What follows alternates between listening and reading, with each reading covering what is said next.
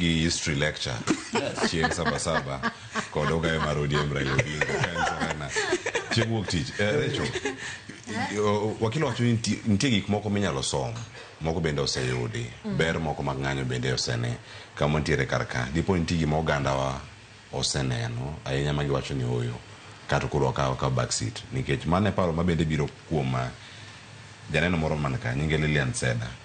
Owacho ni ng'anyo olowa wan be wayue. Joluo ng'anyo ga, lakini ng'anyo ni opogore kod kaka itime. Jogi chalo mana joma oor ni mondo mi obi oketh gik moko. Dipo ni kethruok mag mwandu kod penetration mano ma sirkal, ber ma sirkal donjo godo e kor gwenge, mamiyo jowanya wacho ni wakauru break. Ma korok marwa wayue uru matin wan bende wabede half time. Ayo wacho ni half time mare ok en half time. Iwacho ni wamire half time. Wasechwado full time. Adira makende ni awacho mbele kacha ni onge okinyal pogo security gi development.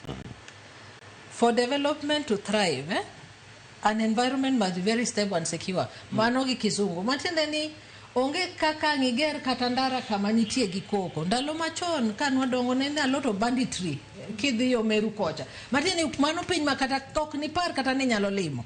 Matiende ndaro ok nyal ger kanyo, onge hospital mibogero kanyo nikech koko manitie.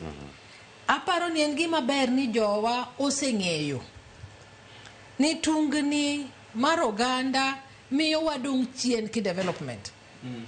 Omiyo koro nyaka wang'e niya mondo wambe wadongre kaka oganda, ang'ono monego watim.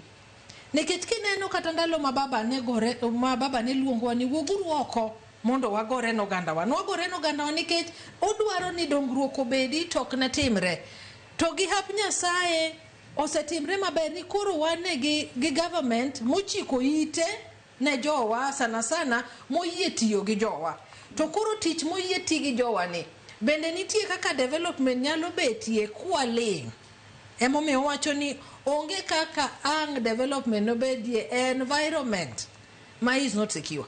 Environment more can stable. Kati dwaro kawuono ni nentie investor mane dwa keto gimoro nen Murang'a koso nen kanye kama ne county supermarket owange. Embu. Kane nitie ng'ato kawuono manyocho seneno ni Embu ni en kama ber anyalo timo ang'o gero hospital moro. Bin gadiera ni ng'ano pod dwaro dhi gedo. Nyaka kuri chak parri ni kacha bende anyalo dhiye makete mwanduna machi moro no konyo ganda kata ne konya.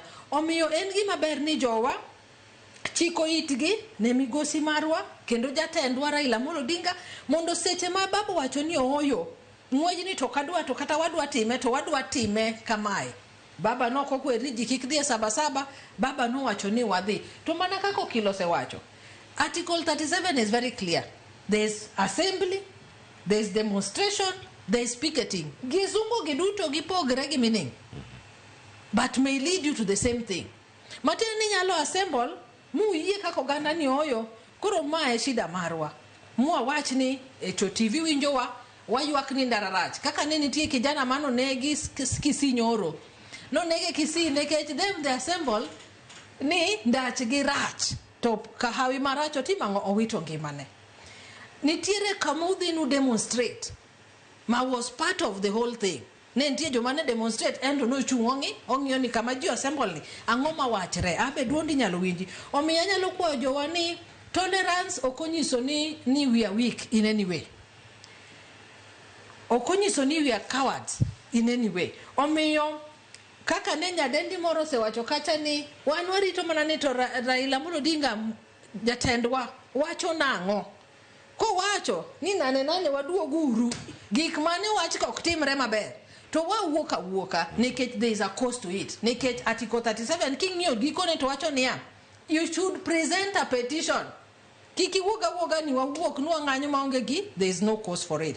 Omiyo en gima ber ni warwako kwe kaka oganda luo mondo wa attract investment, warwako kwe kaka oganda luo mondo wa reduce conflict mwasebedo godo gi ogandni mamoko bende.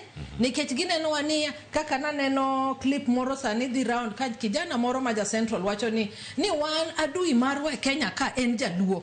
makati ikendo jaluo ni chiegi to mani adui ni mokwongo mondo kik wawuondre kata nyithindwa bende ng'e ni magi ogin joma beyo.